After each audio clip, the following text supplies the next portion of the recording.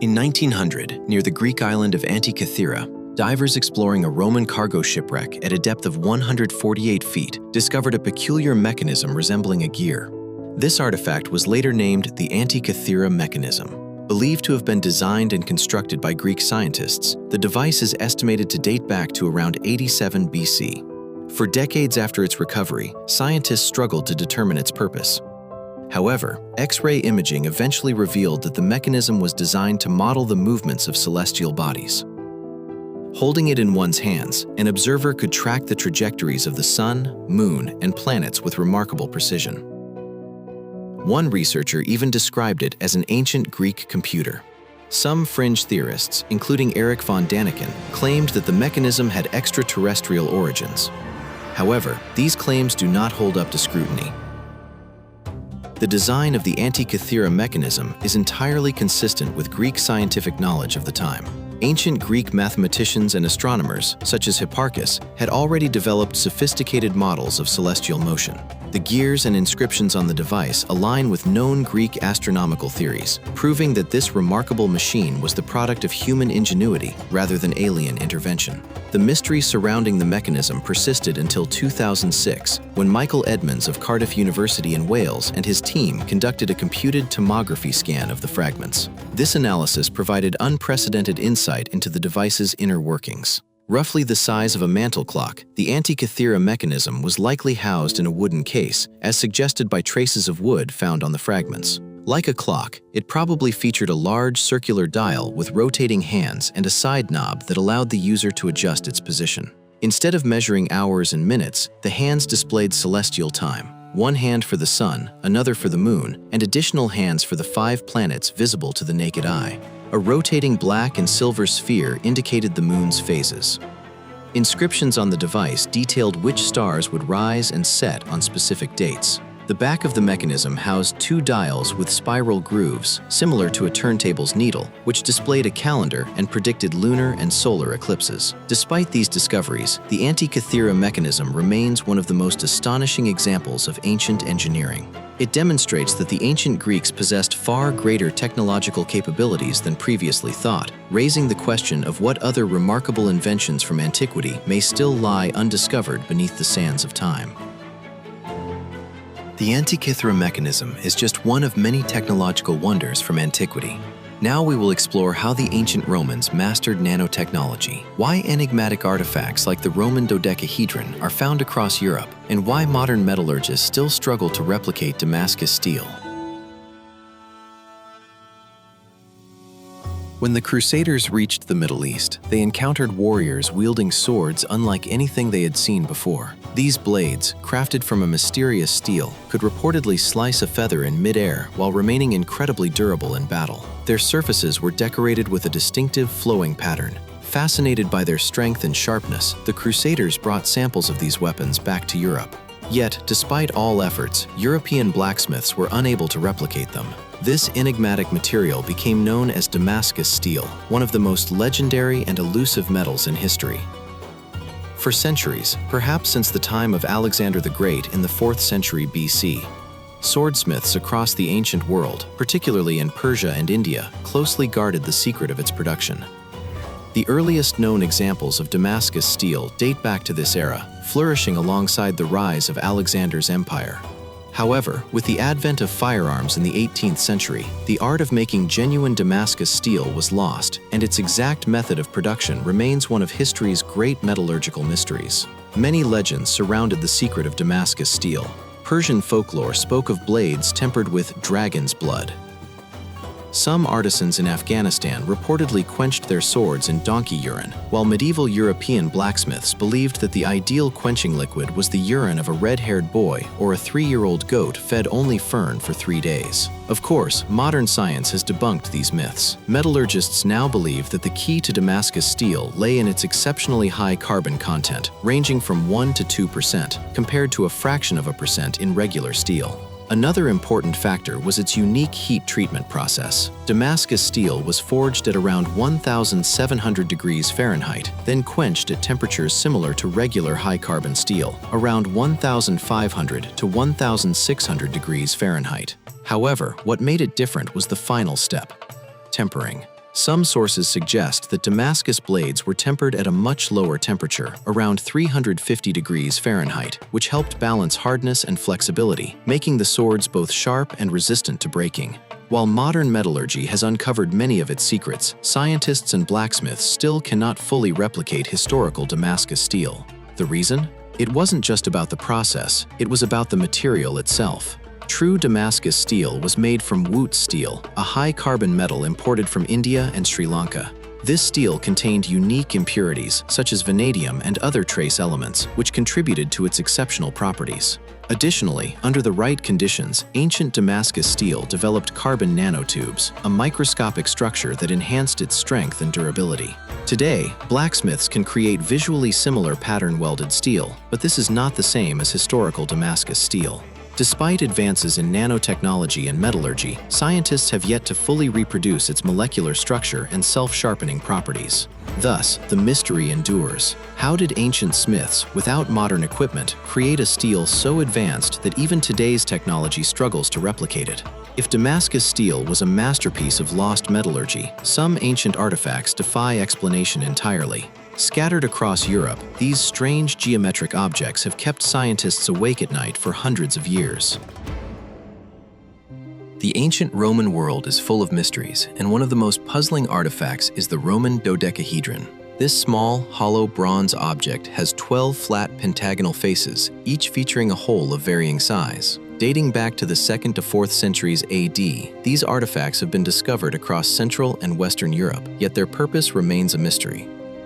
The first known dodecahedron was unearthed in 1739, leaving scholars and antique dealers baffled. Over time, more were found, varying in size and construction.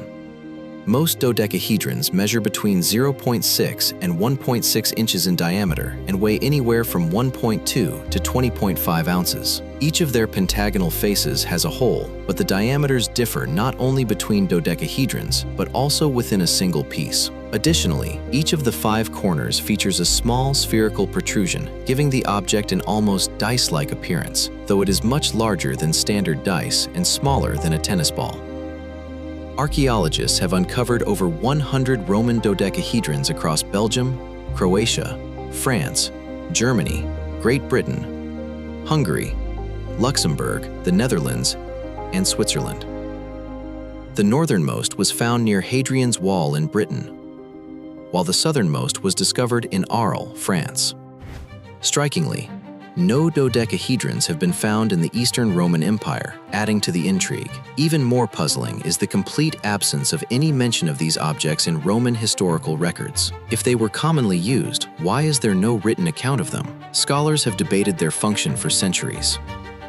Some propose that they were used for astronomical calculations, with sunlight passing through the holes to mark different times of the day or seasons of the year. However, the lack of inscriptions or standardized hole sizes makes this theory uncertain. Others suggest more practical applications, such as measuring tools, military rangefinders, or even knitting aids. Some believe they were amulets or ritual objects, possibly linked to religious ceremonies. Unlike many other Roman tools, they lack uniformity, suggesting they may not have had a single, standardized function. A unique find in Crete, a crystal dodecahedron inscribed with Greek letters instead of holes, hints at a possible symbolic or mystical purpose. Despite all the knowledge we have about the ancient world, the Roman dodecahedron remains one of archaeology's most enduring enigmas. Perhaps, with further discoveries, we will finally unlock the purpose of this mysterious artifact that has puzzled historians for centuries. Mysterious artifacts like the Roman dodecahedron prove that some ancient knowledge has been completely lost. But how about a device so advanced that it took modern science over 1,000 years just to understand how it works? The mysteries of ancient Rome extend far beyond monumental architecture and lost cities. One of the most astonishing artifacts proving that the Romans were far ahead of their time is the Lycurgus cup, a 1,600-year-old relic that demonstrates their mastery of nanotechnology.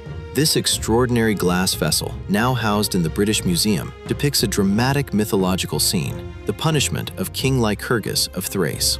However, what makes it truly unique is its optical illusion. When viewed in normal light, the cup appears jade green, but when illuminated from behind, it turns a deep blood red. This mind-bending transformation puzzled scholars for decades after the cup was acquired by the museum in the 1950s. The mystery remained unsolved until 1990, when British researchers studied the glass under a microscope and made a groundbreaking discovery. The Romans had unknowingly mastered nanotechnology. The secret behind this effect lies in the composition of the glass. The cup contains gold and silver nanoparticles, each measuring about 50 nanometers, 1,000 times smaller than a grain of salt. These particles were intentionally added during the glassmaking process, creating a phenomenon known as dichroism, meaning that the color changes depending on the direction and intensity of light. When light strikes the metal nanoparticles, their electrons begin to vibrate, altering the way light is absorbed and reflected. This intricate manipulation of light waves is the same principle behind modern nanotechnology applications, from advanced display screens to biosensors.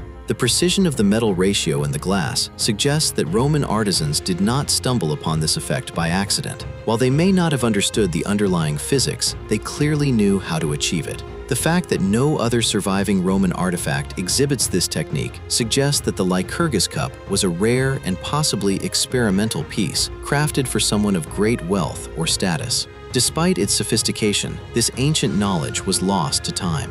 It would take humanity another 1,500 years to rediscover the science behind color-changing glass. Today, researchers are studying the cup's composition to develop cutting-edge technologies, including smart windows, security inks, and even advanced medical diagnostics. The Lycurgus cup stands as a testament to the ingenuity of ancient Roman craftsmanship. How much more knowledge from the past remains lost, waiting to be rediscovered? But the Romans were remembered for far more than their culture. Their greatest legacy was military innovation. We're often taught that the Roman Empire fell in 476 AD, but if you had told someone living in 8th century Europe that Rome had been gone for centuries, they would have laughed at you. To them, the Roman Empire was still very much alive. It still had emperors, armies, and an empire stretching across the eastern Mediterranean. Today, we call it the Byzantine Empire. Its people simply called it the Roman Empire, and it was these Romans who created one of history's most mysterious weapons, one so terrifying that even today, no one knows exactly how it was made: Greek fire.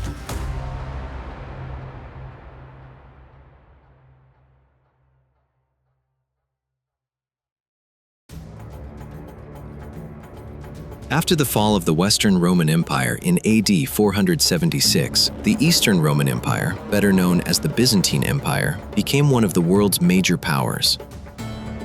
The brightest minds of the time flocked there, including military engineers, and around that period, the Byzantines invented their own form of napalm, known as Greek fire. Pontic warriors had used something similar in the 1st century BC against the Roman Republic, but this incendiary weapon was perfected much later. Around the 7th century AD, the Byzantines mounted special flamethrowers on their ships through which Greek fire was projected, and they continued using this superweapon until the fall of Constantinople. Historical documents describe the mixture as having a jelly-like consistency that ignited instantly and continued burning even on water. The devastating power of Greek fire was also experienced by the warriors of Kievan Rus, who regularly raided Byzantine territories during the 9th and 10th centuries. During the defense of Constantinople against Arab invaders, Byzantine forces used Greek fire to create walls of flame that made it extremely difficult for enemy forces to penetrate the city's defenses. Greek fire was also used to defend city walls and attack besieging armies. It proved especially effective against enemy soldiers attempting to scale the walls, as it could be directed at them and instantly set them ablaze. Greek fire was such a powerful weapon that its composition was guarded as a state secret. After the fall of the Byzantine Empire, the formula was lost forever. However, historical records suggest that it contained a potent mixture of oil, quicklime, and other unknown ingredients. This combination is believed to have made it one of the most flammable and dangerous substances of its time. With this weapon in their arsenal, the Byzantines were able to repel numerous invasions and successfully defend their capital, Constantinople. But the Romans were not the only masters of extraordinary inventions. One of their greatest enemies, a man living on the island of Sicily, possessed a genius unlike any the ancient world had ever seen. He designed weapons so ingenious that they allowed a vastly outnumbered city to hold off and repeatedly devastate the Roman fleet. That man was Archimedes. Another incredible weapon that is hard to believe actually existed was the claw of Archimedes. When the Roman fleet attacked Syracuse, the home of Archimedes, in 215 BC during the Second Punic War, Archimedes constructed one of the greatest superweapons of the ancient world, the claw of Archimedes, also known as the iron claw. The weapon consisted of a large crane fitted with a massive hook.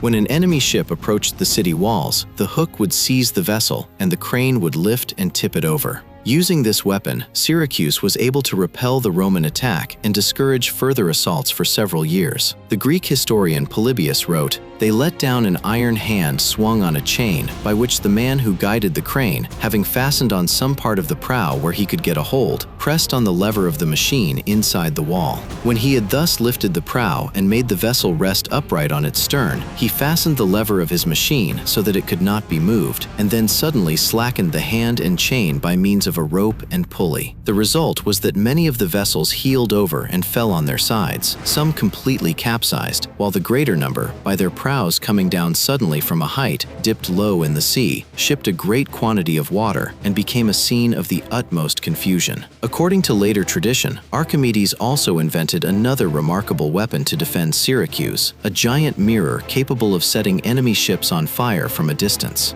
For a long time, modern engineers doubted that such a weapon could have existed until they attempted to recreate it themselves. One of the most famous tests of the so-called Archimedes heat ray was carried out in 1973 by the Greek scientist Ioannis Sakis. The experiment took place at the Skaramangas naval base outside Athens. On that occasion, 70 mirrors, each coated with copper and measuring approximately 5 by 3 feet, were held by Greek sailors. The mirrors were aimed at a plywood mock-up of a Roman warship located about 160 feet away. Once the mirrors were accurately aligned, the ship burst into flames within a few seconds. The plywood target had been coated with tar, and after the experiment, Sakis stated that he had no doubt Archimedes could have used polished bronze mirrors to set Roman ships ablaze. Archimedes is often regarded as a man far ahead of his time. Unfortunately, none of his extraordinary machines have survived, leaving many of their secrets lost to history. But every now and then, archaeologists uncover an artifact that challenges everything we thought we knew about the ancient world. Take this object, for example. Some researchers believe it could be evidence that the world's first battery wasn't invented in the modern era, but more than 2,000 years ago. On June 15, 1752, Benjamin Franklin conducted his famous kite experiment, proving that lightning is a form of electrical discharge. This discovery marked the beginning of humanity's deeper understanding of electricity, ultimately leading to its widespread use in modern technology. However, some discoveries suggest that the history of technological progress has not been entirely linear. Among them is a mysterious artifact that some believe could be an ancient battery, the Baghdad battery. Discovered in 1936 in Kujut Rabu, Iraq, this artifact consists of a 5-inch clay vessel containing a copper cylinder with an iron rod inside, all sealed with bitumen. Traces of corrosion on the metal components indicate possible exposure to an acidic or alkaline substance. Some scientists hypothesize that if filled with vinegar, lemon juice, or grape juice, the device could generate a small electrical voltage of about 1 volt. This theory gained further traction due to the discovery of silver-plated artifacts from around 2500 BC in the National Museum of Iraq, suggesting that electroplating techniques may have been known to ancient artisans. The Baghdad battery, some argue, could have been used as an early electrochemical cell to facilitate this process. However, the idea of an ancient battery remains highly controversial. Critics argue that the artifact lacks key features necessary for a functioning battery. While the iron rod protrudes beyond the asphalt seal, the copper tube does not, making it impossible to establish a closed circuit for sustained electrical flow. Furthermore, there is no direct evidence that the device was ever used for electroplating or electrical purposes. Another hypothesis suggests that the Baghdad battery was never a battery at all. Similar artifacts have been identified as storage vessels for sacred scrolls, and given their exposure to the elements, oxidation from decayed organic materials may have caused the misleading appearance of corrosion. Ultimately, the true purpose of the Baghdad battery remains a mystery. Whether it was an early attempt at harnessing electricity or simply a misunderstood relic, it serves as a reminder that history is not a simple, upward march of progress. Instead, civilizations rise and fall, sometimes achieving technological feats that are later lost to time. The collapse of the Roman Empire, the decline of Bronze Age civilizations, and other great disruptions in history remind us that knowledge, once gained, can also be forgotten. Perhaps one day, further discoveries will shed light on this enigmatic artifact.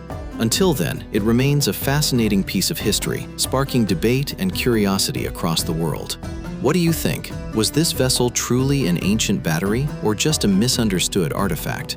Share your thoughts in the comments. Perhaps your perspective will shed new light on this historical mystery. Also, do not forget to like our video and subscribe to the channel. There are a lot of interesting things waiting for you here. See you around.